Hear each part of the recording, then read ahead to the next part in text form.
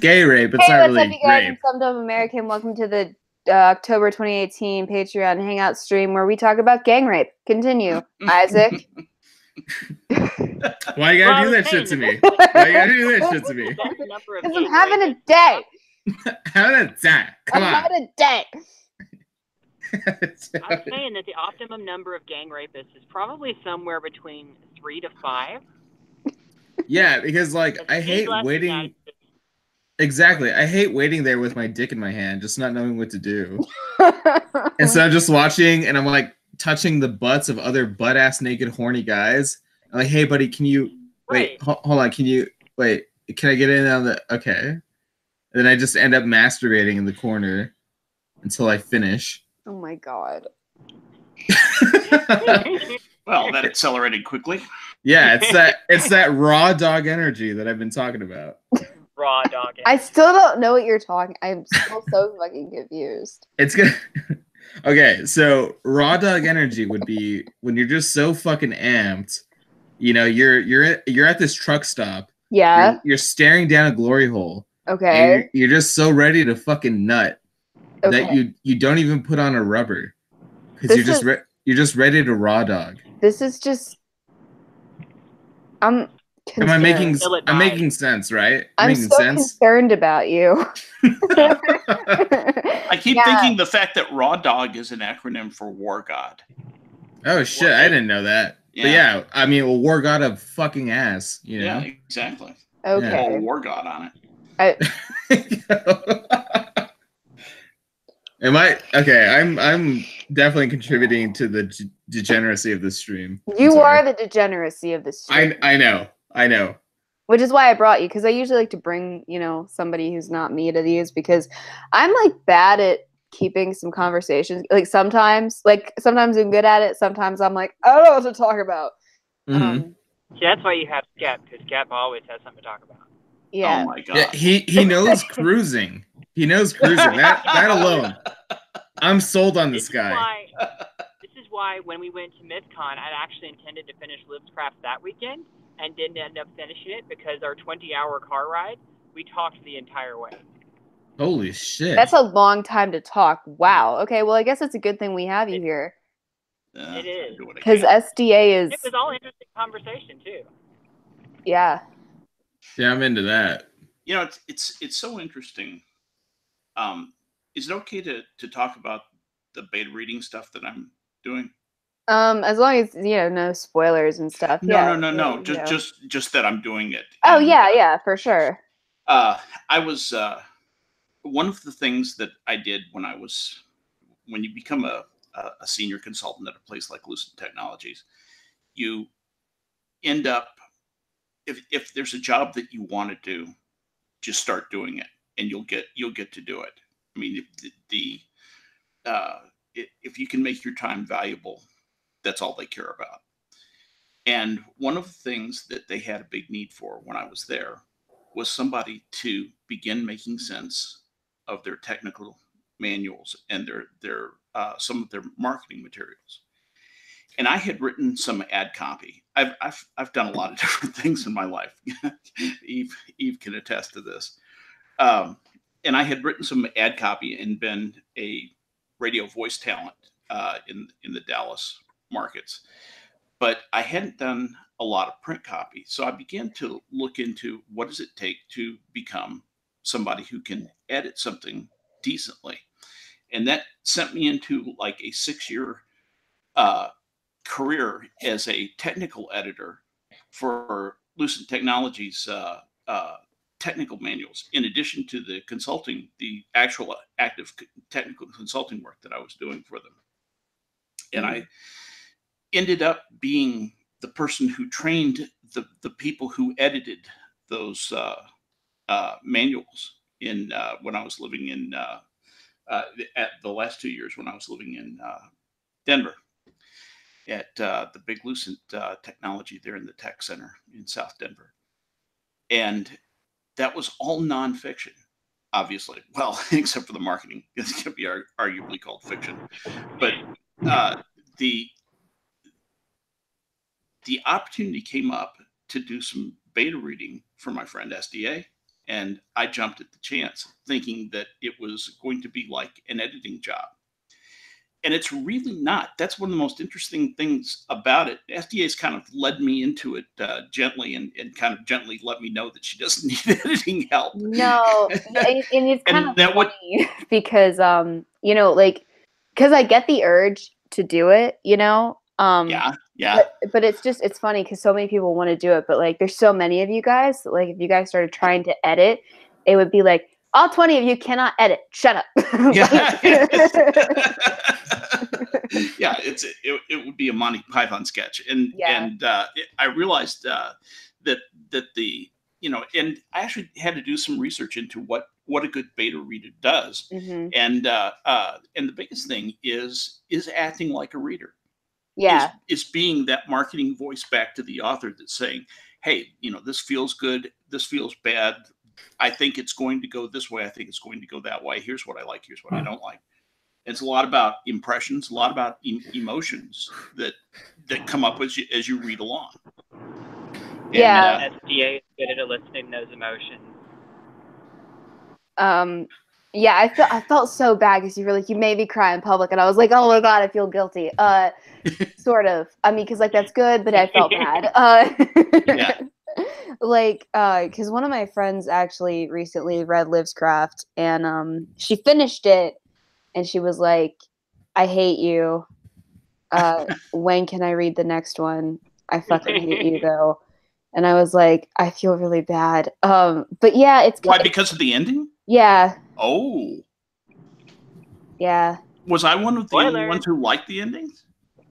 Because I thought it was a good ending. Well, no, she thought it was a good ending. She just like but it's sad. Oh, yeah, well, I mean, yeah, but that happens in novels. Sadness happens. Sorry, Eve, what were you saying? I was just saying, my heart. Yeah. Also, hi, Eufio. How's it going? By the way, sorry. Oh, it's going good. I keep myself on mute when everyone's talking and I have nothing to say. So, plus I have kind of a cold, so I don't want the occasional sneezes being picked up. Sneezes make it better. Yeah, and let's chat all about it. Chat. Wait, are we live on YouTube right now, or is we are? Yeah.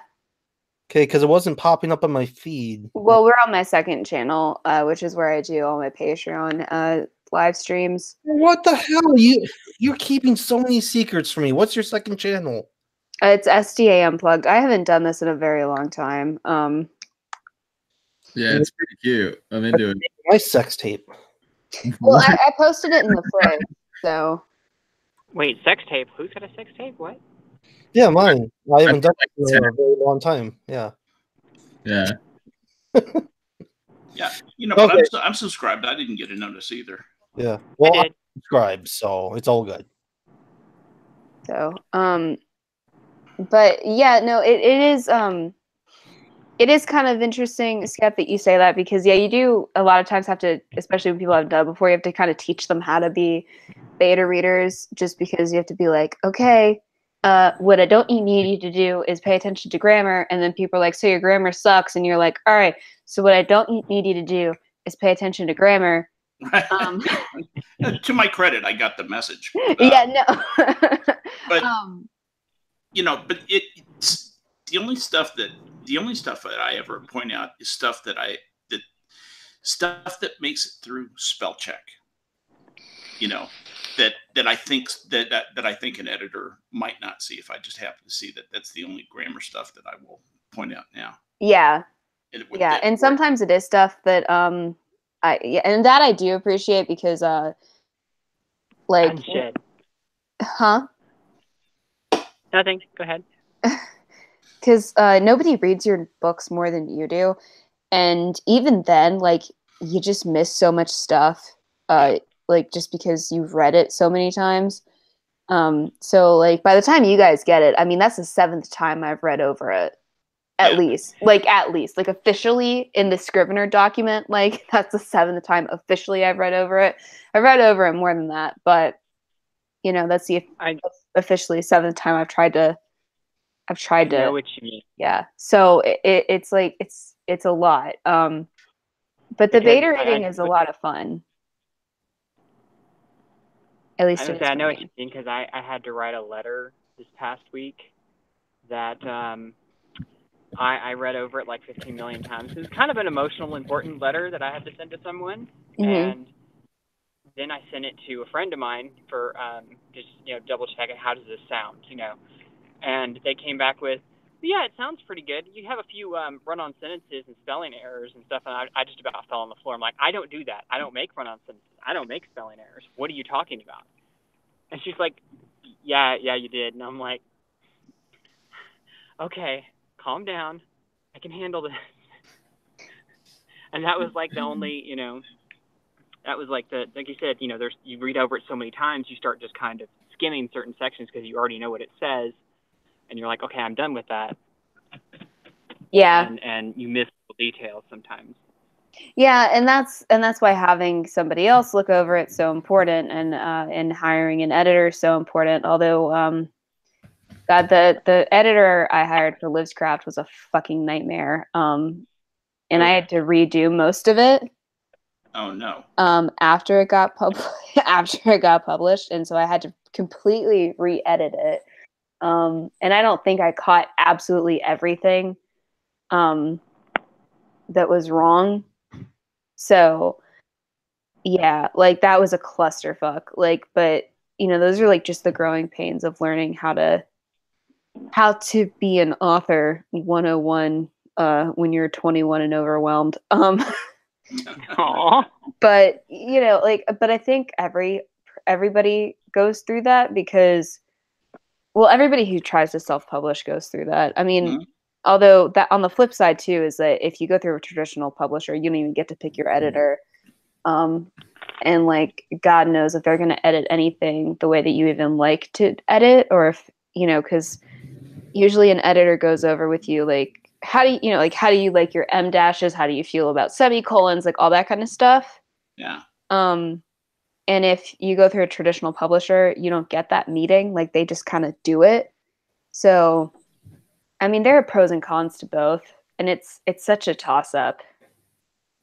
It's all big decisions. It's very stressful. And it can really affect the tone of the book. Oh, it totally does, which is why it's scary. Yeah. Like, and why it's one of the reasons why I chose to self-publish was because I wanted to choose my own editor.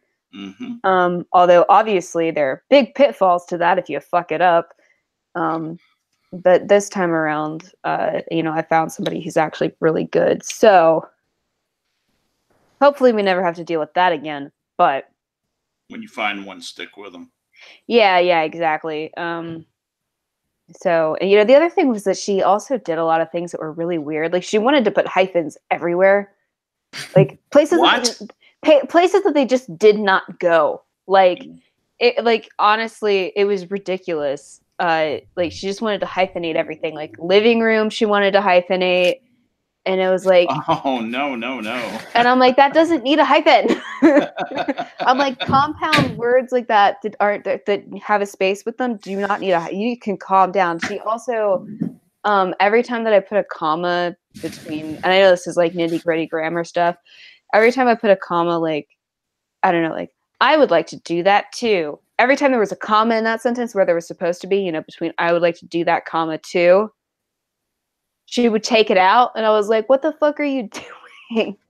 You're destroying the English language. I'm like, there's supposed to be a comma there. I thought you went to school for this. I paid you so much money to do this. Oh my God, somebody kill me. If she can just use a style manual, she should be able to. Like, I'm going to jump off of, like, what on earth is happening? Because when she did the sample edit, like, everything was fine. None of that happened. And then the second she got into it, it was like everything went to hell. And I was like, I'm so confused. What is happening? Yeah. It was so bad.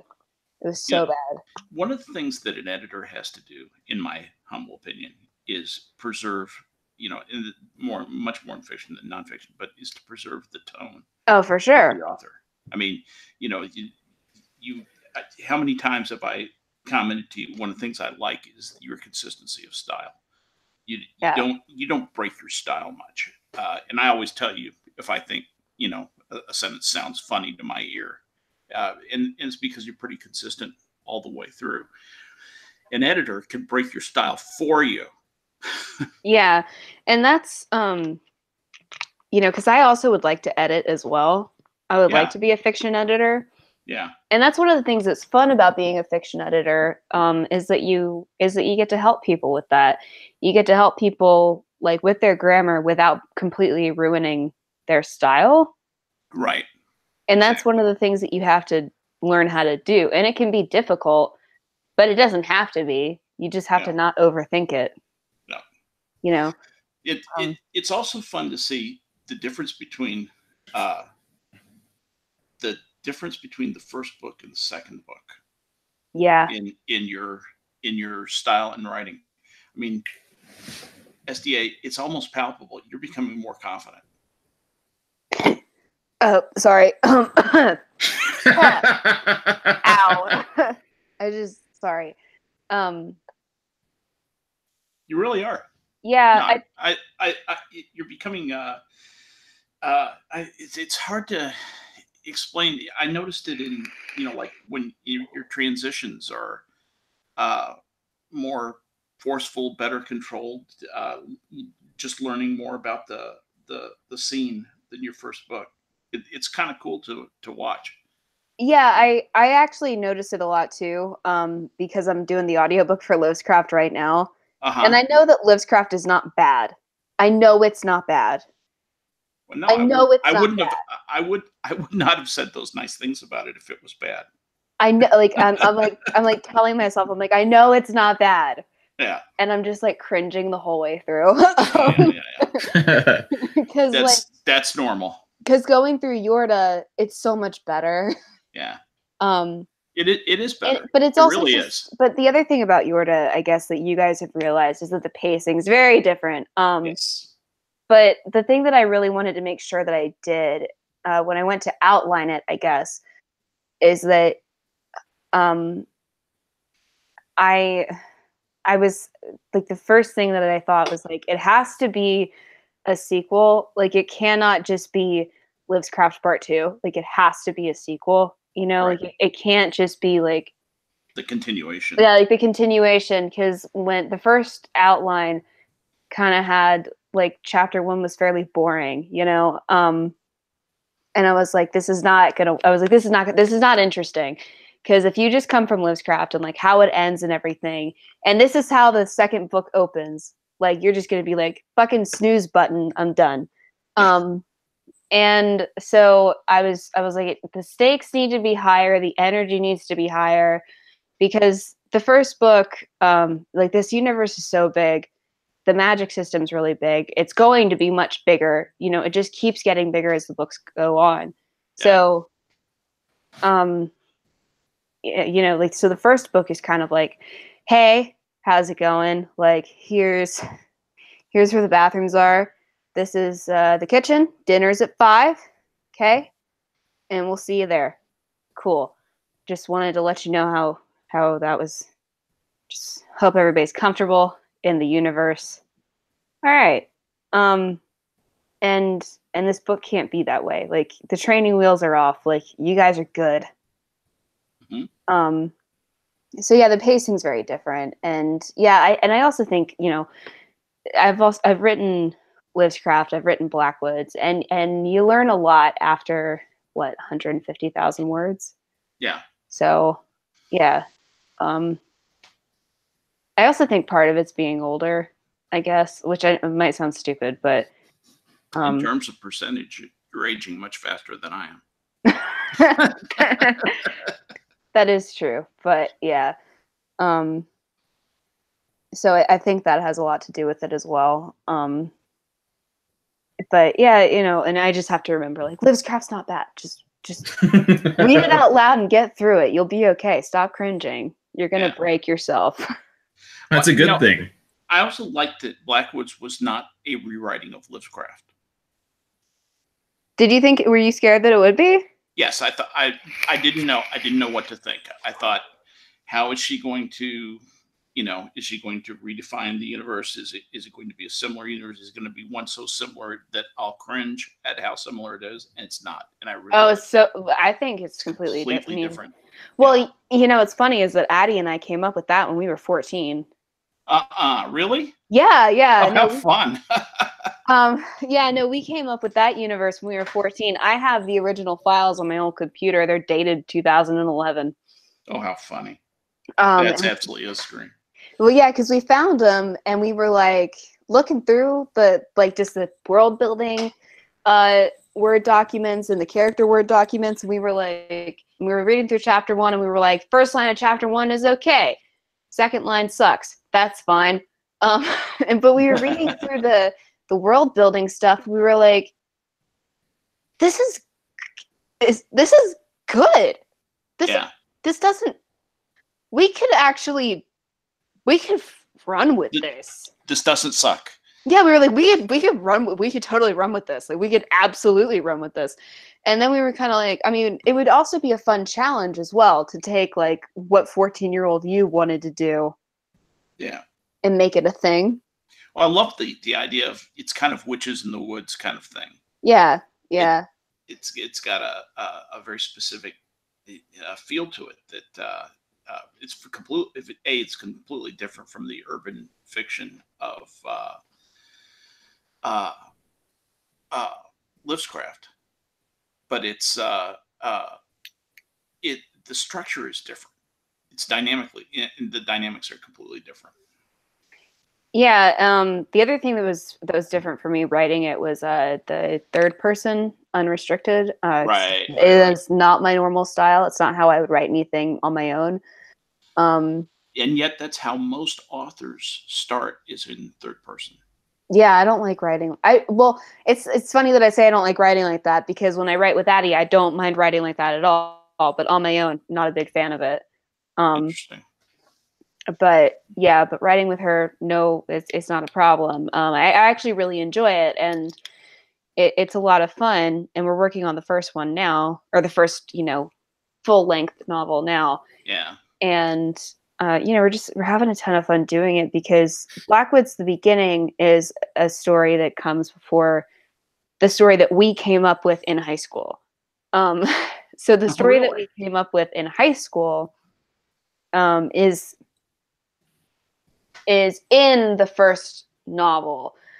We had to add to it a lot because it would not have made an entire novel, but it's in there. And it's just really interesting that we were actually able to make something out of it. But your magic system is very similar to one by an author that I really enjoy, and he wrote 5 books in a particular world that I wish he would revisit. A guy named Jim Butcher, who's famous for his Harry Dresden novels, but he wrote another series, 5-book series called the Codex Alera, and he used that magic of the earth, magic of living things kind of paradigm, very similar to what you used, and I love that.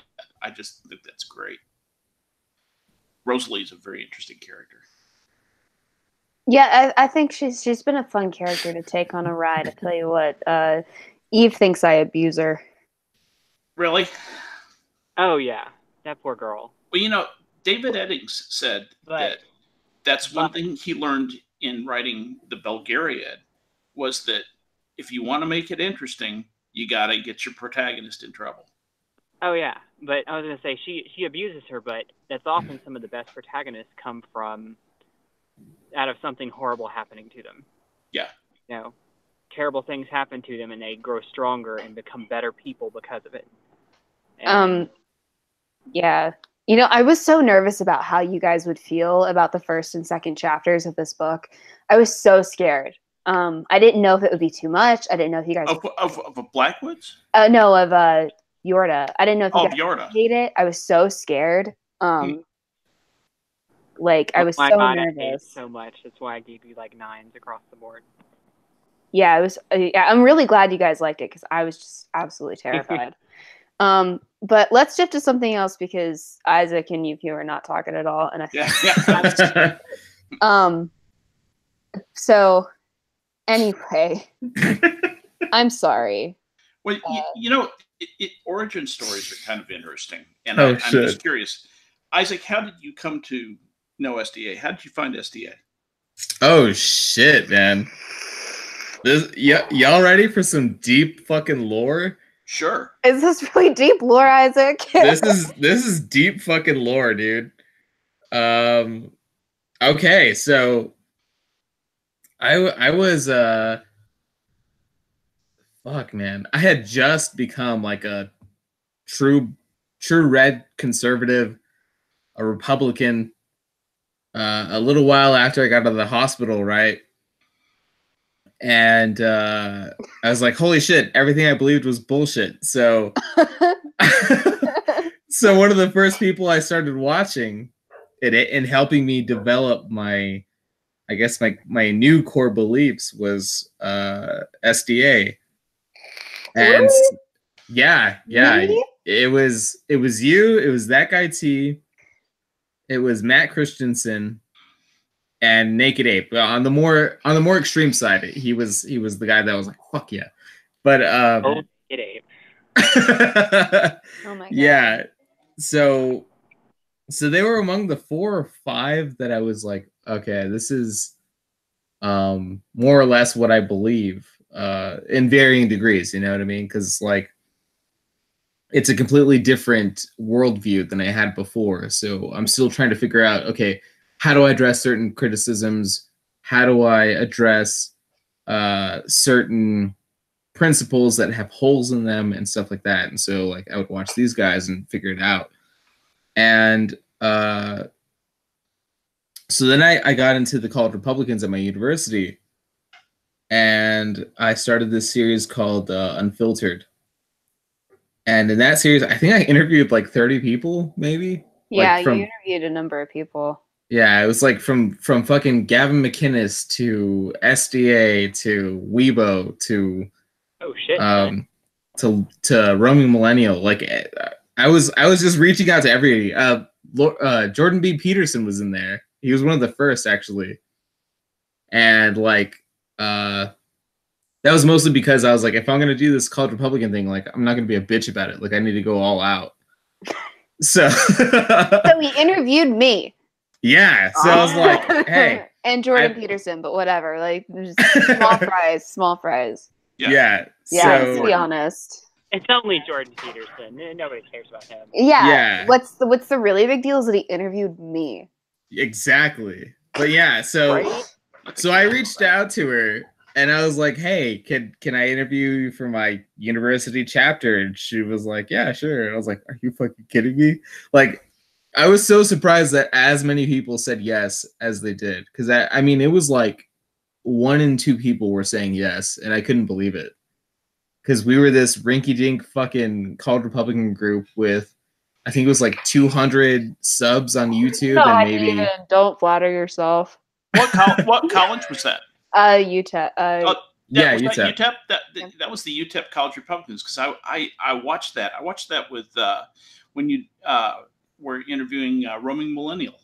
Yeah, that was me. I was wearing a hat, so yes, yeah. I remember that. He interviewed me, and then I think it was not long after that. One day he messaged me, and he was like, "Oh yeah." He was like, and it was like this was like 3 weeks before it happened too. He was like, "You want to come to El Paso?" And I was like. Yeah. He was like, we'll pay for it. And I was like, fuck it. So yeah. So I went to El Paso. Garden Spada, Texas. Yeah. So most people are like, where is that? I didn't even it's south of New Mexico. This is how much SDA needs a chaperone, because if somebody's like, you want to come to this like city you've never heard of, sure. And we'll pay I don't know, we'll pay for it. All right, like just that's why SDA needs a chaperone. Hey SDA, you want to come for a ride in my solid white van? Oh my god. Okay, so does it smell like ether? See? At the time, it didn't seem as creepy to me, but like after it all happened, I was like, holy fuck. I could have just been some random guy like posing as something else, and these people would have all been there in my care. And I don't know how many body parts I could have sold to like Juarez cartels, but I could have. But the shoe could be on the other foot. I mean, you might have just asked Hannibal Lecter to come speak. That's also true. The van has good B&B rates too. I mean, see, that's why you always go into the van. But that's the thing. You never know. Wait, this is the one where you came and spoke live? Wait, I what? remember seeing that SDA. This is where SDA you were speaking live? Yeah. Yeah. Okay, that makes sense now. I've got to say, like, a lot of crazy things happened that weekend, but the craziest fucking thing was that we had a Breitbart editor and writer playing fucking cornhole with a guy that worked with the Young Turks. That's true. Oh my god, yes, we totally did. And they were like high-fiving and shit. It was like, wait, what? It was like really fun. It was such a fun weekend. Oh my god. It was so much fun. It was like some of the most fun I've ever had. And then also roaming Millennial sat on my lap a couple times. Yeah, that happened. Yeah. Your driving is terrible. Oh my god. Okay. Lucky. First of all, driving 10 over the speed limit isn't even that bad. No, that's like a misdemeanor at worst. Not the speed, Isaac. Oh shit. Okay, it's not the speed. What was it then? It is everything. Okay, it's just you as a human being. It's what it is. Your driving is terrifying. I'll have you know that I've only had one speeding ticket in my entire I don't care that nobody's career. Caught you being a terrifying person. And I may have mild cases of road rage. That's it. Like, you know. Okay, I pretended I had a gun in the glove compartment one time. Yeah. Wow. All right. You know, no, it's big fine. mistake. It's fine. But also, what else happened? Oh, I got Hunter Avalon to admit that he hates autistic people. That did happen. Is that what it was? I forget. But Okay. So I need to explain this because you explained this whole situation. I don't even know how this happened, but that whole situation was just funny as fuck. Okay, so I took these people downtown, right? And this is Southside El Paso. And so we have... What we were doing, though, was trying to find sombreros. Yes. And I'm going to tell you, 2 feet from the Mexican border, no sombreros. It was fucked up. I was all like, the cowboy hats you could ever want. Okay? No sombreros. No sombreros. Yeah. So I take these people downtown because I'm like, all right, if you're going to experience El Paso, experience El Paso. So, like, before I get the Mexican ice cream, I get them elotes, with like chile and shit on them. And I was like, this is the most El Paso shit you can have. And so we grab it, and everybody but roaming and SDA are like afraid to try it. And so roaming takes a big bite. She's like, oh, that's pretty good. And so then Hunter grows some balls and he's like, all right, I'll try it. And then he and SDA start talking shit, like back and forth. And I forget what he says to her, but he goes like, oh, something, autism. Yeah. And then she goes, what's wrong with being autistic? And he's like, all of us were taken aback for a second because at the time, the popular insult was autistic. Yeah. And so everybody takes a step back and we're like, holy fuck, like that never occurred to me. And poor Hunter's like, fuck, I don't know either. So we're like, oh shit. Because in the situation that we were in, all of us would have said something about autism. And it just so happened that he was the one on the hot button. So like he said it. And when she was like, well, what's wrong with being autistic? We were like, fuck, man. Like that's a really difficult question to answer. And like for like 10 minutes, we were like, fuck, man, Hunter got punked so hard.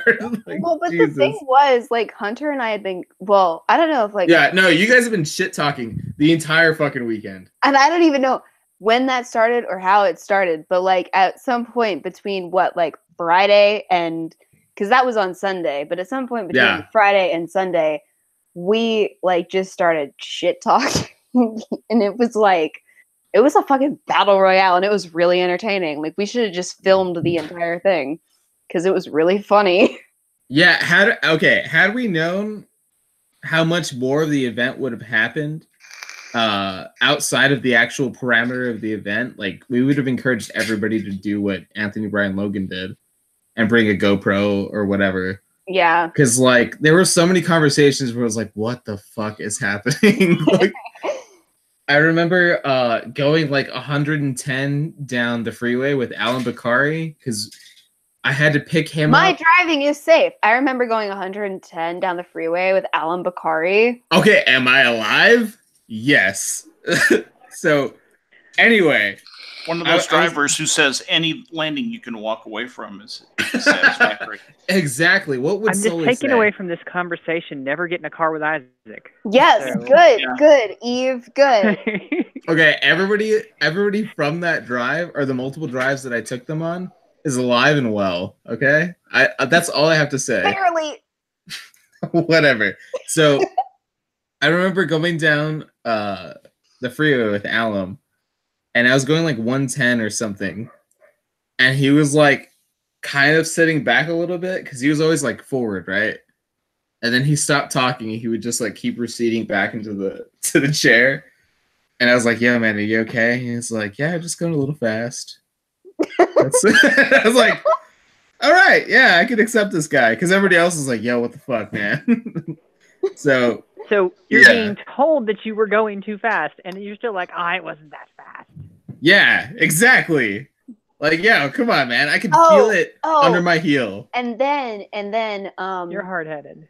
What was also really funny was that before I got there, right? So we did like another interview, and then we once it went off live, he was like, "Look, SDA, we have really good conversations, and like, I like the rapport we have, like it's really good and everything. When you get here, like you talk live and in front of like all my college professors, I'm just gonna need you to like behave." Oh God. I remember this. Oh no. And so I was like, oh, obviously I can behave. So I give my speech and everything's fine. But there's a round table.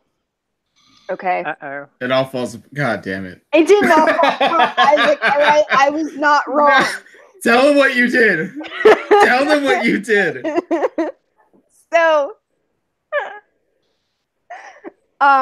So we were talking about, I think the question was like, why is the word Nazi why does it have so much power? Like, why are people so afraid of it? And so it is like the first question too.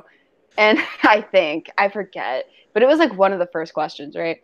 And so I'm finally off script. And so oh my this God. was bad. This was so bad. So funny. I was like, I'm getting kicked out after this for sure. So I kind of give like a semi-eloquent answer, but then I kind of was like, and it was like Nazis, like it's a powerful word because it's very scary. The Nazis did a lot of really awful and horrendous things. And let's be honest, people don't like Nazis because Hitler made the Jews take showers. Oh my God. Yeah. And, oh my God. You should have seen. Shit, you should have seen the fucking crowd. It was really funny. Roaming Millenial laughed. Alan Bakari was doing his best not to laugh because I think Milo was like currently going through some shit. So he was like not allowed to laugh. Yeah. And Hunter Avalone looked like he had seen a ghost. He looked just like he was like, oh my God, what? It was, and like I didn't realize what I had done until I had said it, and then I was like, oh shit, whoops. I was like, I tried. No, it was so bad. I was like looking at my professor who'd been like, so she's a progressive, right? Oh no, that's right. Yeah, and so she was watching the whole thing, and I invited her personally. I was like, "Hey, come to this thing, see how it goes. Tell me what you think." And she was like, "Yeah, okay." No, I'm so sorry. so that moment happens. My eyes immediately go to her, and I was like, "Fuck me, dude! Like I'm so fucked." And you're like, SDA, how could you? Like I feel bad for laughing at the moment, but yeah, you laughed. You and Running Millennial are the only people that laughed. Yeah, and but as soon as I laughed, I looked around and was like, I'm so fucked. Jesus Christ. The other thing that happened too was that that night at dinner, when we were at the brewery thing, because we're all sitting down, and then like Hunter just looks at me and he's like, "You, oh my god, what the? I can't believe what you said." And I was like, "What did I do?" He was like, "The Jews took showers," and I was like, "Well, they did."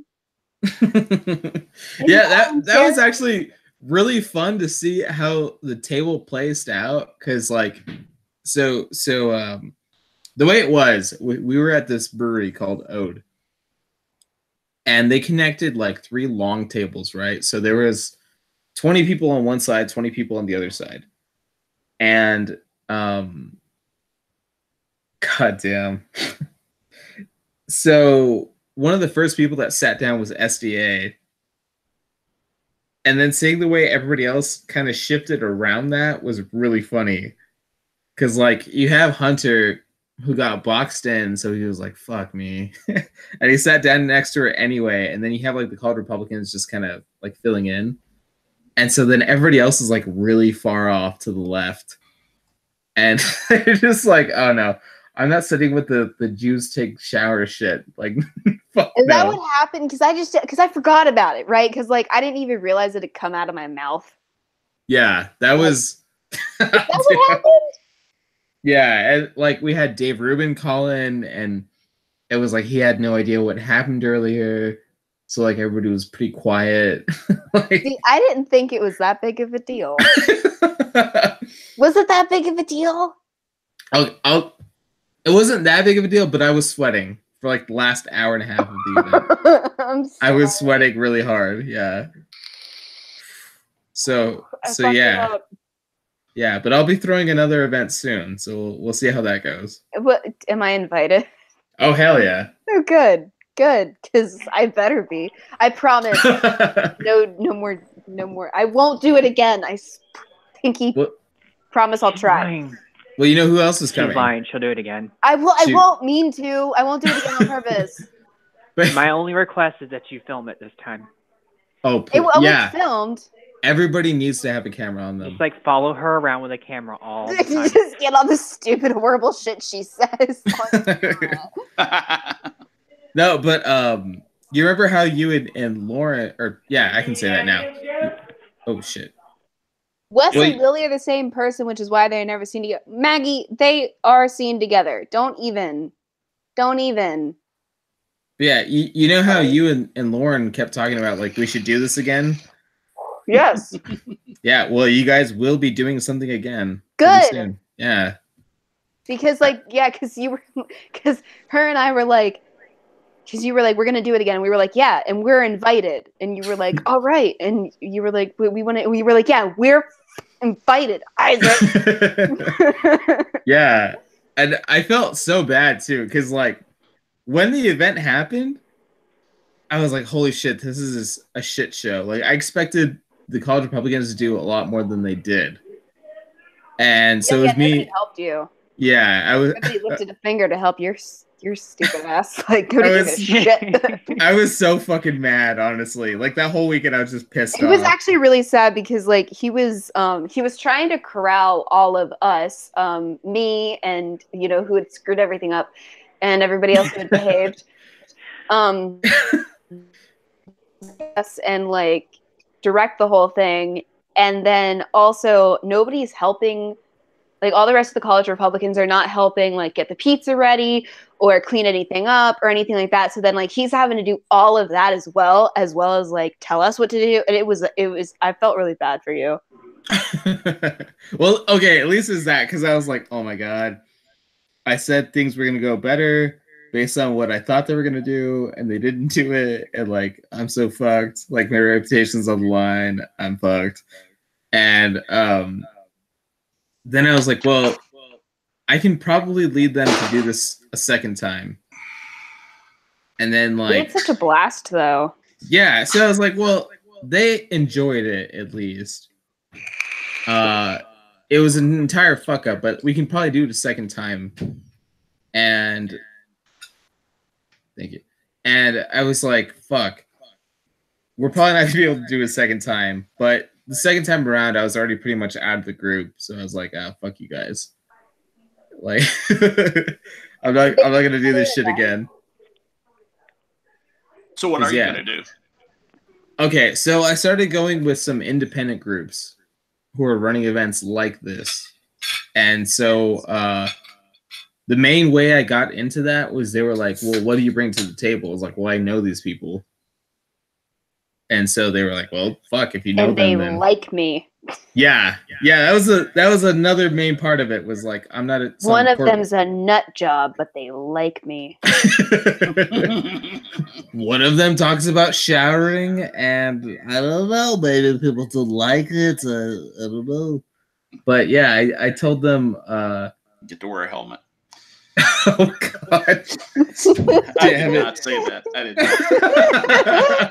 Somebody is manipulating my voice. It's not me. But yeah, it was basically, I know these people, I know how to reach them, and that sort of thing. So that's how I get involved in that. I just really like, I know I'm too extreme to actually facilitate the conversation, so I hope to at least be the person that brings them together rather than being the person on the fucking soapbox, because I know most people are gonna be like, that guy's an asshole. So yeah. Yeah. Why is it so fucking quiet? No, it's been interesting for me. I got a chance to meet some of the people who I follow. Aiden Paladin, Sargon of Akkad. Oh shit. Romy Millenial, got a chance to meet them, talk with them at MythCon. And the interesting thing is, and this is probably truer of Lauren and Carl, I guess, since their names are out there now, more than Aiden, whose name is out there, but I won't use it. Yeah. And they're just folks. They're just, Romy, Lauren is just, she's a really talented, awesomely beautiful person. She's just really a nice person, easygoing. And sorry, hold on. Sargon, I gotta is say, just old hat. Wait. At Lauren Chen, yeah, is so polite that entirely when you fucked up, because of the way she says, like, oh, it's okay. Yeah, because it's not okay. That means it's not okay. That killed me every fucking time she said it too. Yeah.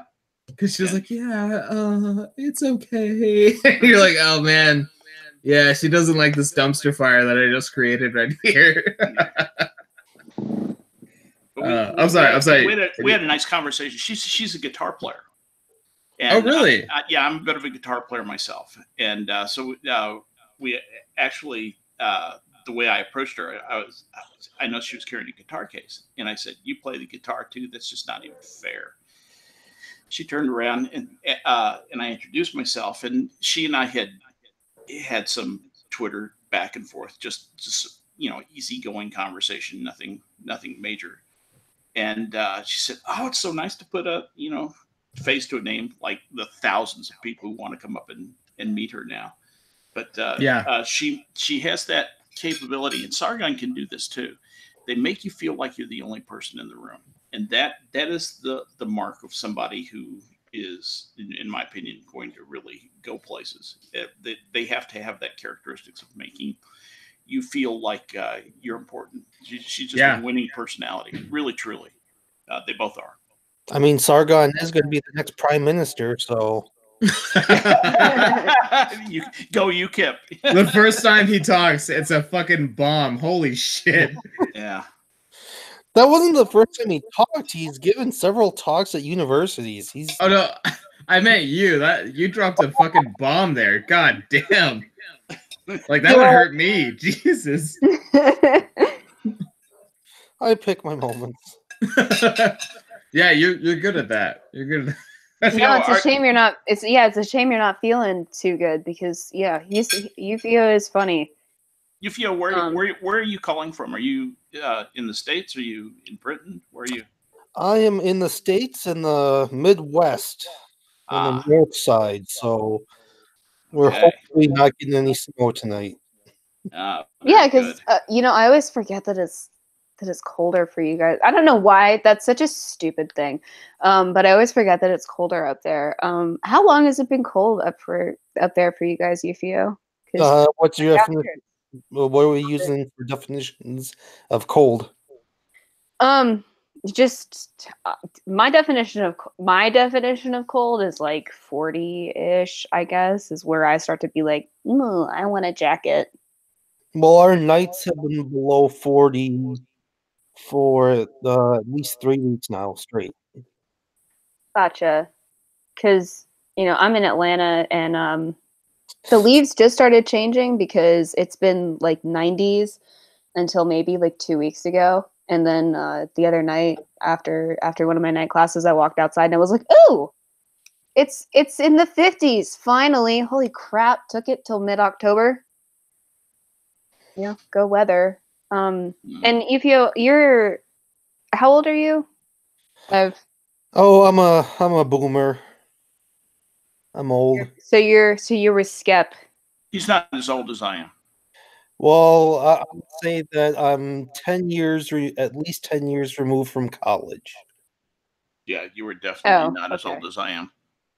What administration were you born in? So hang on a minute. 10 years removed from college is a boomer? No. Well, well, unless he went to college late. Well, there's two definitions of boomer. One is actually baby boomer. The other just means you stuck with modern stuff. So I'm a latter boomer. Yeah. Okay. I'm in my field. I work in education, and there's nothing that makes you feel ancient, like children. Like right out of college, I felt old. Like I was 24 the first time I was working, and like dealing with 15-year-olds calling you old. I'm like, what are you talking about? I just started learning how to party correctly where I'm not throwing up every night. What level of education? I deal primarily with secondary education.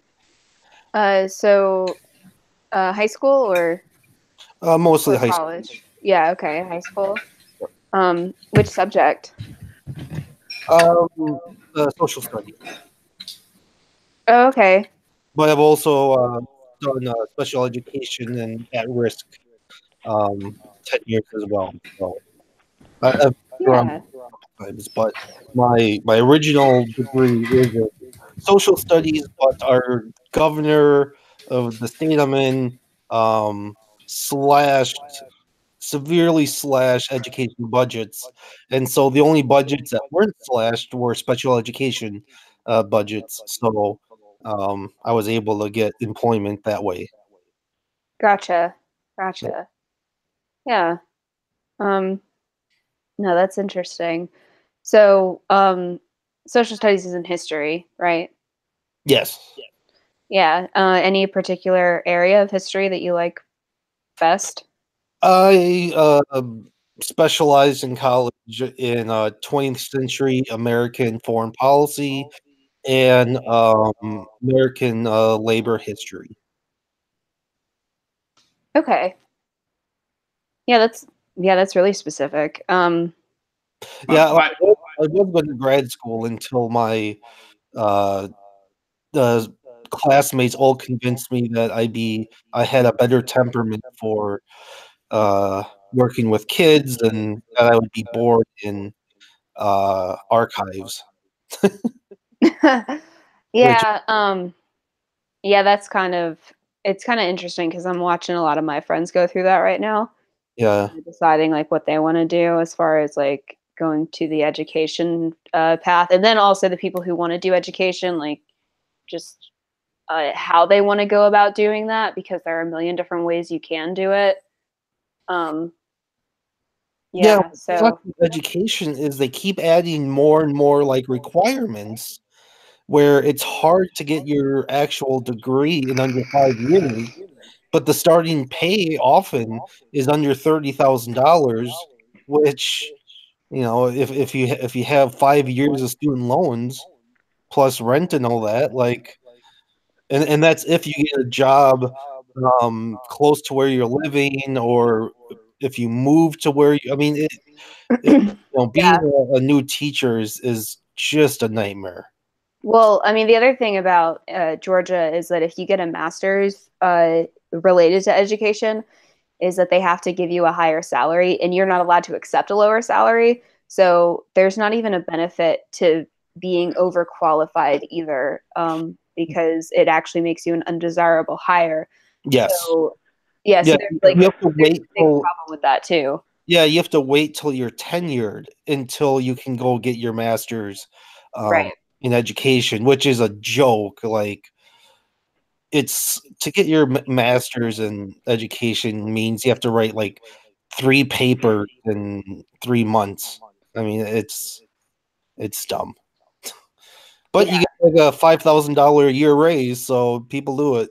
So, but yeah, if you ever hear a teacher say they have their master's in education, just know that means nothing.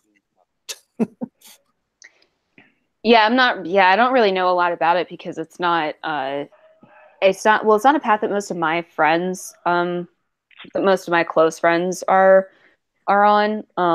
It's a path that some of my classmates are on. Most of my friends want to go to grad school, or just don't want to go to grad school.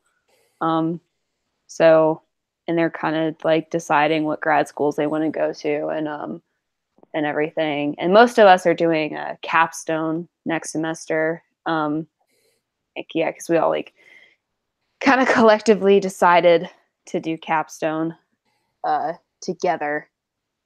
We're just going to tackle the capstone paper all at once. It's like a big senior project. Yeah. Yeah, that was in your history, right? Yeah. Yeah, like that was the funnest class I ever had. Like, well, ours is at 8 a.m., so I'm not excited.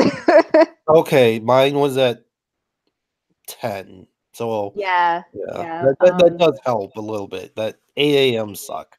Yeah, rush hour. Woohoo! I'm excited. Oh, you don't so that's the only thing. Yeah, but why don't you live on campus? Sorry. Why don't you live on campus? Because I don't want to pay I don't want to take out student loans. Oh, okay. And the other thing about living on campus is then I'd have to. I mean, the only way for me to live on campus would be to live in the dorms, because there's no apartments that are really close to campus, really, that are safe. So, yeah, and the dorms are a nightmare, and they're expensive, and I did it for a semester. It was not worth it. Yeah, they have a right to fucking search and seizure. That's fucked up. I think that's school by school. Oh yeah? Oh yeah. I mean, ours did. I mean, you're adults at that point. Like if they have suspicion of alcohol, then I guess well, I mean, there's campus cops and stuff like that. So yeah, I don't think they need a warrant for if they suspect alcohol, but I mean, they can't just go in whenever they want. They can. On my campus, they can. Really? Yeah, they can, and they can. For me, they always asked, like, "Oh, can I come in and look around?" And yeah, I mean, yeah, no, they're like, "We're doing it," and you're like, "All right." Hey guys, I have to go. I'm sorry. Okay. Oh, Thank you I for will miss being you. here, Eve. Yeah. did you Thanks get for the thing having me. from Reject? I did not. She's looking for keepers tonight. I can't Oh. tonight, Okay, I just thought I'd pass it along. but yeah, I've bounced. I'm sorry. All right, good to Thank see you for you. inviting me today. Love you, See Eve. guys. Later, Eve. Later, Eve. Love you, sweetie. Bye. Yeah, and also at my age, living in the dorm would just it's kind of annoying. Kind of weird, well. right? Yeah, it would be really weird. Yeah, so it's just I'd rather not. But Yeah, my college experience was definitely different because it was a small school outside of in the Chicago suburbs. So on the weekends, everyone went home or off campus to party. So there weren't any like any of the traditional party culture on campus. Like everyone left it. I Like, mean, so my Friday college night is was pretty most- much the same. Like it's a small school. Yeah. It's mostly a commuter school, Oh, okay. Then which is why there's nothing on campus. Oh, okay. Hmm. I went to a small school in the Chicago suburbs also. Do we Yeah. each other? Yeah, I wonder if we went to the same school. I'm into the smalls. Yeah, no, mine had an undergraduate population of 6,800. No, that was bigger. When I was huh? That was bigger than mine. Yeah. So, Well, I'll tell you, mine was Northwestern University. oh, that's a good one. It was interesting. I couldn't have gone there except on a scholarship. I was not one of the rich kids at that school. I was one of the poor kids on a scholarship at that school. That was me too. Yeah, my car was one of the only cars I saw in town with rust on it. Like Yeah. like every car is like brand new Yeah. where I was at, and I didn't have a car till my senior year. Finally had scraped enough money to buy a junker. Hell yeah. I lucked out in having a $2,000 1989 Park Avenue that would get me from point A to point B. That's all you need. Yeah. I mean, I go to the school I go to specifically so that I don't have to deal with student loans. So, Yeah. because it is cheap enough. So, and the less debt I don't want to have debt like at 12. You know.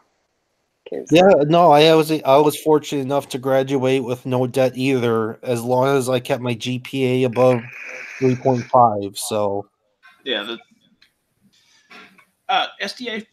What are you majoring in? If you disclose that, if you don't, I understand. But world history.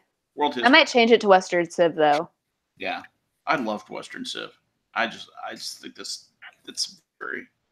Yeah, I might change it to Western Civ because we have more classes for Western Civ. And just because we have more classes for Western Civ, and the professors that are teaching a lot of the world history classes, I am not a fan of.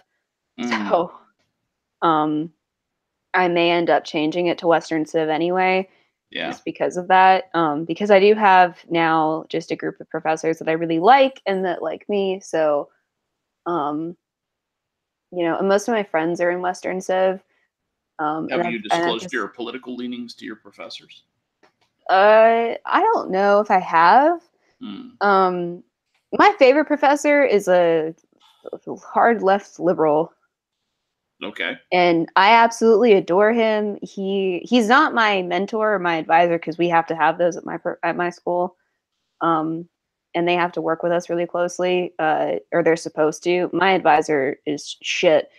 But my favorite professor has pretty much like adopted me as his mentee.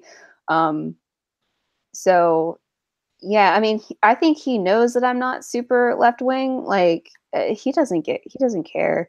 Yeah. And it doesn't really affect the class. I mean, I think we would have to like reboot him and like shut him down and help him and like give him cake or something if he didn't make an anti-Trump comment every class period. Yeah. But it doesn't interfere with the content, if that makes sense.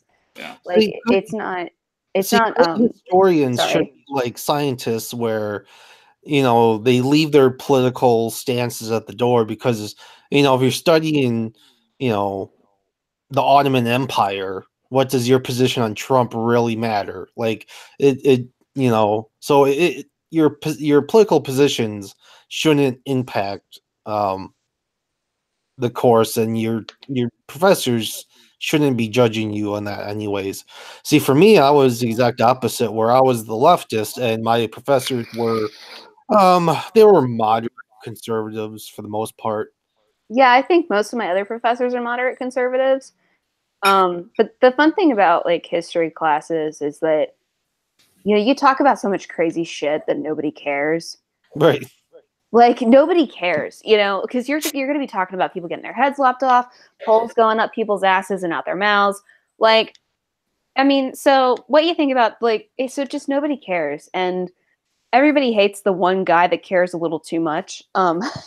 You know, and I will say something that, you know, my favorite professor, you know, the one who is definitely hard left, did come in one day, and I told the story on TGOS. He was just so cranky about this. That one of the history professors said that we need more female professors so that we got more women into the history department, and we needed more female-centric history classes. And he was like, no, the women who are in the history department already like history. Like they like the stabby stab. He was like, well, those are my words. He likes, you know, they like the stabby stab stuff. They like the food history stuff. They like all of it because they like history, and that's why they're history majors. Shut up. Like, so he's not crazy, you know, nobody's crazy. You don't get that kind of like crazy lunacy that really interferes with anything in history, just because I don't know, it's not really like a discipline usually that allows for it. Well, remember, okay, so just to date myself, my literal first day of college was September 11th, 2001. Okay. So yeah, it's a date, you know, I won't really forget for some reason. I can't imagine why. Yeah, and I remember like I had a man, what a first day! I tell you what, Jesus Christ! I had a 9 a.m. class, and it was for math, so so it was just a class I didn't care about. And as I'm getting ready, you know, I was on the floor with like 100 boys with 3 shower stalls or something. So yeah, I like that. Yeah, so it like took forever to like get in line and take a quick shower and shit, and so as I'm getting ready, all of a sudden I'm starting to see more and more people huddle around, you know, their TVs in their rooms, and I'm just like nervous as hell about going to school or going to my first class, and I see like a smoking building. I'm like, oh, that sucks, and they start walking to. And I just walk to my class, and then the professor's like, if anyone needs to go, they can. I'm just like, what are they talking about? Like, it wasn't until I got back, and right when I got back from class, the second tower collapsed. I'm like, oh, this is going to be a thing. Yeah. Oh shit. So I was like eating and reading shit, and I just realized that you were talking about 9/11. Fuck me, dude. Isaac. Oh no. Yeah, so I was just that oblivious, and so I predate all the, or at least the waves of social justice warriors. Like that wasn't really, especially on my campus, which what had historically was a conservative Christian school. Though, like I said, by the time I got there, you could say very just centrist, moderate centrist, whatever. It was an affluent Chicago suburb, so they were liberal socially, but like their tax rates low, that type of stuff. So yeah, I mean, like what's kind of funny is that being as indecisive as I've been about my major, I've bounced around a number of different places. So I've kind of figured out, like, if you want to avoid social justice or you want to find it, I'm your girl. I can tell you how to do it. And the way to find it is you go to English, or you go to sociology or psychology, or, gender studies, those kind of things. If you want to avoid it, you go to sciences, and you go to apparently history. I didn't know what was going to happen, but I didn't know what I was expecting, but just the amount of fun I've had this semester, because first semester I've taken all history classes, like, oh my God, it's so fun. Yeah, you're in it. You're in that dick ball sandwich. I like it. It's so much fun. Yeah. It's so much fun. I don't know why more people don't do it, because that's the most fun you can have. It's just getting yelled at and pissing off entire rooms of people in the blink of an eye. Isaac. Yes. Or you can just go learn things and have fun and make friends. Okay. What's the point? What's the point if you can't piss them off? Exactly. That's what I thought. Isaac. Isaac. Maybe I'm combative. Whatever. No, actually, in the classroom, because like I said, I do still consider myself a pure leftist. Like I said, the social justice warriors, I still don't get, and that's why I refuse to call them leftists, despite everyone else's. So, but yeah, maybe I should go like Sargon. I'm a classical leftist. Yeah, I was very, I had no problem arguing with professors in class, mostly students. My professors were usually really good at not, like I said, not interjecting themselves. I had one political science professor who was, and this was back in 2004, the biggest Hillary Clinton fan you could think of. So this was back in 2004, and she's just like, Hillary's going to be president one day. And yeah, I would say of her, yeah, lots of debates. However, my junior year, I was naturally introvert, and I decided to, join some clubs, especially in a small class or a small school, so it'd be easy. And I joined the Democrats on campus, and yeah, they pretty much ostracized me because I opposed the Afghanistan war. Wow, really? Yeah. Because at that time, Democrats weren't opposed to it yet. Yeah. Just turning around the flag. Yeah, it was okay against the Iraq War in 2004, but not the Iraq War. Real quick, Isaac. Yes. Isaac. Yes. You motherfucker. What did I do? You leave Addy out of this. What the? Don't you dare. What did I do? Don't you dare try to expose her to that filth. What? How could you? I trusted you. I don't know what you're talking about. Can we get some full disclosure here, or what's going on? A couple of us being left out of the conversation. Oh my God. Okay, so when we were in El Paso, let me just give you the 401 what happened when we were in El Paso. All right. So Isaac brings us to his lair. Oh, yeah. Okay, that's ominous. Yeah, it should be. It's about to get ominous. Yeah. No, Maggie, Isaac did a whole lot wrong.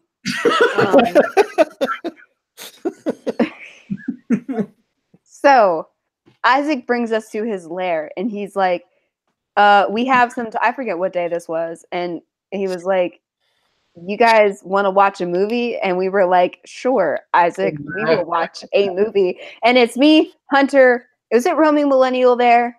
I don't think she was. No. It's me, Hunter, Alan Bakari, and Isaac in his lair. Yeah. And he puts on The Greasy Strangler. And Addy just told me it's a horror movie, which is not the description I would use of the movie. Like, that. Yeah. It is so much worse than that. It is like I want brain bleach, okay? I wish I had never seen it. Like, okay, here's the thing. I only want $350 to watch The Human Centipede and The Human Centipede 2 again. I would need $5,000, okay, to watch that movie again. That's how bad that movie. It is worse than The Human Centipede is how bad that movie is, okay? And he follows Addy on Twitter, right? And Addy graciously followed him back. No, she followed me first. Let's get the chronology She followed him on Twitter. She followed him on Twitter out of the goodness of her heart, okay? And then he was like, you should watch The Greasy. She did a thing for you, Isaac. And you would dare try to make her watch a movie that's worse than The Human Centipede. I trusted you. Hold on. Is it worse than Overhead? Hold on. This movie is the greatest movie since. No, it is not. Hold on. Mute SDA if you can. Okay. Nobody can mute me. This is my domain. Top 5 movies of all time, right? Top 5 movies. You go Blazing Saddles, Titanic, Greasy Strangler. Right there. Boom. Top 5. Those 3 movies, Isaac. Exactly. Those are like the first one's good. Mm-hmm. And then the second one is horrible. Exactly. But a lot of people like it. So it goes into the greatest of all time. You know, 16-year-old girls in 1997 liked it. It's got a 4% score on Rotten Tomatoes. It's just like the Beatles. The Beatles suck ass, but a lot of people like them. No, they do not suck ass. They suck ass. Yeah. Like okay, if they were in a Von Shy stuff video, like they would be 90% of the ass sucking. That's them. How many people have redone their songs in different genres? Like that's how brilliant their melodies were. They can take their bass songs and use them in any genre. That's like every coffee shop band ever. Where they go, what have you done? I'll slow it down a little bit. I'll play it on piano. I'll have an upright bass dickhead, and then suddenly the song is jazz, or I'll put in some bass and suddenly it's R&B. Like that's basically what the Beatles did, just earlier than everybody else did. They were controversial at the time, just so you know. For being commies, I think. No, it was for having women like them mostly. But I mean, Miles Davis didn't have women. Chuck Berry didn't have women. Like they used more. I don't know. They were more subtle about it. Yeah, I guess, but like to say that they were novel because women like them is, I think that's kind of baseless. Musicians always at that level. It was countrywide. It was the #1 on TV on Ed Sullivan. Like that's why they had what 30 #1 hits. I mean, Chuck Berry did not have 30 #1 hits. Yeah, I know, but if you're gonna go ad populum, it's like, yeah, well, people like trash. Janet Jackson, Michael Jackson, all these people complete trash. Argue the Beatles were trash. That may be a tenable position, but I think you're gonna be lonely. There's a difference because like the modern trash is pushed by the music studios. The Beatles were organic and they were demanded here because of how good they were doing everywhere. Tonality is like a 4-note range in auto tune, for God's sake. Okay, I'm just so upset with you. Well, okay, hold on. Why are you upset with me? Because how could you do that to her? Because she needs to know great movies. That is Isaac. Okay, likes movies like that, and he hates the Beatles. What do we know about his critical faculties? Yeah, like you can never do a top 10 list about anything again. Like you've just exactly why I brought up Titanic. I recognize, right? I recognize that it's popular. So therefore it goes into the greatest of all time. I think Titanic. Okay, real quick. Hold on. SDA has something to say. Okay.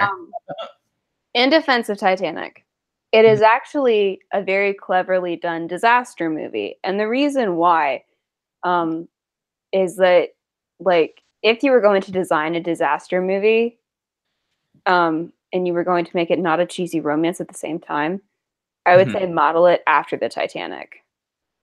Like, put the character development before the disaster, because that makes sense. all of the other ones that go in the reverse order, nobody can seem to get it right. So I think next time they do a disaster movie with The Rock, they should try it in the opposite order. But the Titanic was so cliche where, you know, I mean, forget the footnote and endnote of the movie, which just had nothing to do with the actual thing, and set aside that you know what's going to happen before it happens.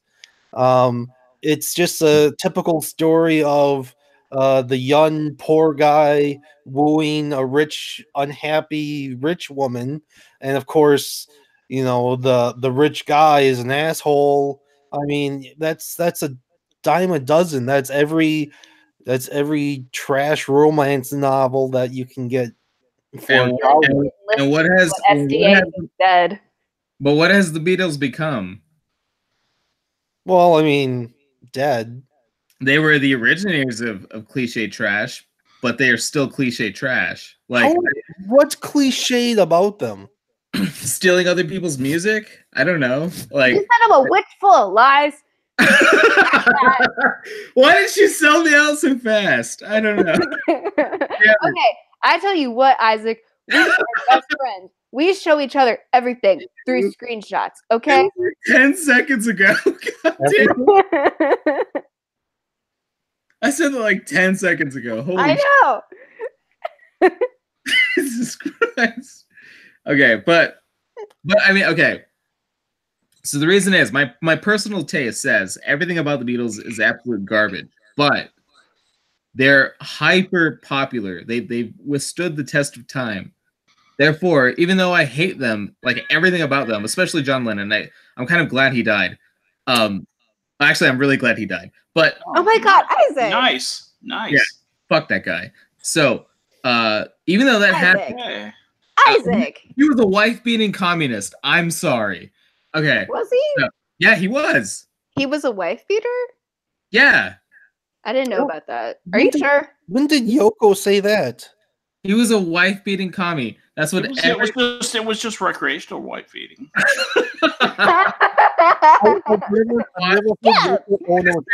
Squash. But yeah, but okay. Which one? Yoko Ono? She never said that. Yeah, I'm not sure who it was. Every feminist I've ever met has told me that, though. And I believe women. So you guys are misogynists. Oh my God, Isaac. All right, then. Isaac. I mean, that's what stickers. I can't. Okay, like, here's the thing, though. I just want to say, you're, like, I just want us all to appreciate that this is a guy who was, like, SDA. When you come in front of my people, I need you to behave. Yeah. And was I wrong? You. Yeah, but like, look at what the bar was. The bar was you. That's true. But I kept it cool though. Yeah, but the bar was you. God damn it. Okay, but anyway, as I'm saying, the greatest of all time has nothing to do with like talent or merit. It has everything to do with popular demand, which is like why I said those are two different words, greatest and popular. Like, yeah, but who defines the greatest? It has to be the most popular word. No, it doesn't. Yeah, I think it does. You read the Rolling Stones, they don't just pick the most popular when they do their best guitarists of all time. I mean, they usually are known because talented people usually become known, but they don't just pick the best sales. But I'm telling you, like, okay, so who is Omar Rodriguez? Look, Isaac, he's right. Because if the greatest author of all time was really the most popular, I mean, I would have more money than J.K. Rowling. No, but I mean, okay. Fact. So, like, if you were going on the greatest guitarist of all time, right? Mm-hmm. You're not going to find many guitarists who are going to make that list that are outside of the most well-known guitarists of all time. Well, first of all, the list of greatest guitarists of all time is not the list of the greatest guitarists of all time. You would not recognize the names of the greatest guitar. They would have names like Carlos Montoya and Larry Carlton. And exactly. So who would decide who the greatest of all time? And it would have to be the greatest consensus. Well, the way Rolling Stones did their guitarists was it was 50% of the weight was from former guitarists, or most of the guitarists on the list, and the other half was from the critics. It was a popularity contest, though. I mean, Kurt Cobain was on the list. That guy could barely play one string leads. Okay, hold on. As much as I would hate to cut this off, I know. Sorry, we digress. Yeah, we really do. It is 10:30, and yeah, so I am gonna have to stop it here, guys. Yeah, I've got to run too. I've got to go be on another stream. Addy, if you're listening, stop selling me out. Yeah. Isaac, thank you for coming. Yuffie, I'm really glad you could make it. And Skep, I'm really glad you could make it. I'm glad Eve could make it. I'm glad Maggie could join us in the chat. And I will set up the November one probably for the end of November, and I'll message you guys in a couple of days to start organizing all of that. But thank you guys so much for being here. Well, thanks for having us on, SDA. That was wonderful. Yeah, and everyone make sure they rip on Weibo, because the reason she's not in the chat or anywhere is because she's doing laundry. So that's where her priority. How lame is that? I know. What a butt. But thank you guys so much, and I'll see you guys next time. Bye. All right. Thanks. Good night.